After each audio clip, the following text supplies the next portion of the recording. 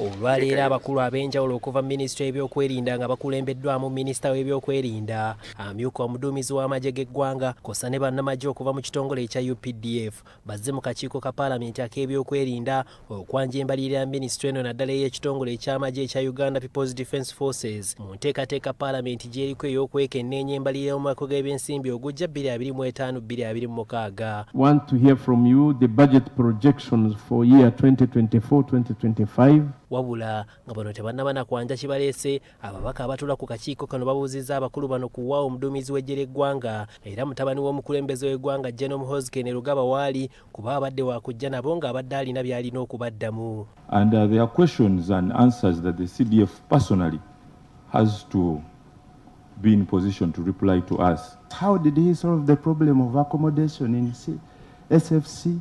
How is he going to do it? And what do they lack in the budget? Hearing it from the horse mouth, I think would be cardinal. Badde okukubagana empawana obutakwatagana mu bakulu nga minisita w'ebyokwerinda agamba Gen.Muhoozi yamutegeezezza nti si waakubaawo era yaweereza okwetonda kwe. Kyokka omumyuka we ate n'ategeeza nti mukama we obutabaawo si kyamaanyi era tekikola njawulo ekitabudde ababaka. Because you have tendered apologies for the minister. For the minister, but for the CDF, is the apology? I cannot give. I was informed that he could not make it. Did he send apologies?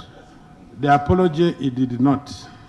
Wabula ababaka batabukidde minisita ku bubaka omuduumizi w'eggye ly'eggwanga Gen.Muhoozi bw'ateeka ku mukutu gwe ogwa X. Kyokka minisita agamba obubaka Gen.Muhoozi bw'ateeka ku mikutu gye bubwe ng'omuntu era tebukiikirira ggwanga ekireeseewo okukubagana empawa. Members raise this critical matter. It is only fair that you be kind to us. Don't make us look sambala, Mr. Chairman. Look what?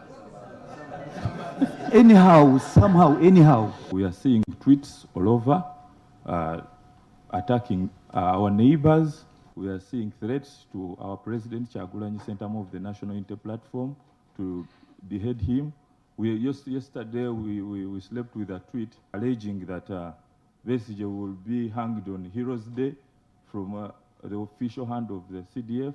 In fact, but about the tweets, we as a ministry, we don't manage this handle. It's not an official matter. It's really personal, as you say. Minisita w'ebyokwerinda akanyizza kumatiza ababaka nga buteerere era ababaka abamu batuuse n'okuleeta ekiteeso ekigoba abakulu bano. Kyokka ssentebe w'akakiiko alabye guli gutyo kwe kusooka n'ayimiriza olukiiko luno okumala eddakiika eziwerako. Chair, let the whole team go back and come back with the CDF. Chair, for 10 minutes, we'll excuse our visitors. We'll remain here. We'll call you. Oluvannyuma akakiiko kano kakomyewo wabula ne kagoba minisitule eno n'abakungu okuva mu ggye erya Uganda People's Defence Forces UPDF era ne balagira okudda ku bbalaza Ssabbiiti ejja nga balina mukama waabwe Gen.Muhoozi yennyonnyoleko ku bubaka bw'ateeka ku mitimbagano gye. Appear before this committee on Monday at 9. We expect that you be fully constituted with the Chief of Defence Forces. Thank you. That's the ruling.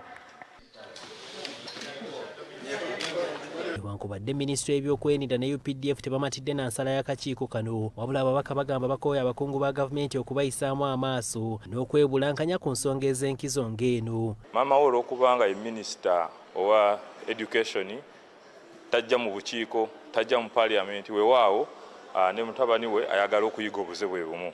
So tusazeewo nti alina okujja asobola okunnyonnyola eggwanga ku ebyo byawandiika kutemula bantu kusiba bantu kuwa order zitaliimu. Ofisi ya CDF ebaddewo omuntu yatabaddewo so eyo teyinza kubeera nkola ya gavumenti tetuli basanyufu ku ekyo naye tugondera parliament ate tunaagaana. Kizibu okukakasa oba ddala Ssaabaduumizi wa UPDF Gen.Muhoozi n'alabikako mu kakiiko kano nga bw'alagiddwa ababaka.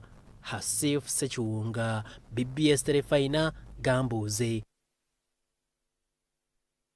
But going forward, I intend to stand again as a district woman MP for Mityana district. And this has been good to me that I have been serving while not an MP. I served in the first term and I delivered on what I could in that capacity. But right now, people are saying, that's what I can say, they are saying what they are seeing those whom they voted for are doing. They are seeing and they are comparing. And I'm thankful to NRM that nurtured me, that I can try to perform and have results on ground. That's what I can say.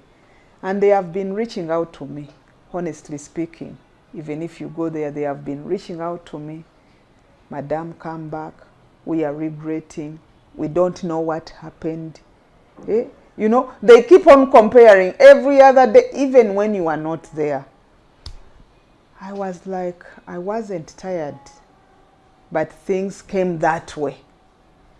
Now that you are promising to move with me, let me come back and we re-strategize to see how we can reclaim our district for the services, because I told them I had come to deliver services from government. Mityana people, I just say, here I am, and I'm already on ground. Let's work together to regain our glory and also to have our services which are desired.